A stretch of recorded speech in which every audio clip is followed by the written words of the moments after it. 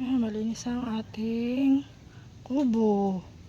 Pwede na magtambay.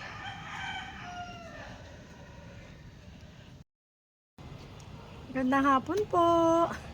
Naglinis po ako ng aking kubo. Nagbarnis ng mapula at pampapula at saka po ng natural. At papas ko na po.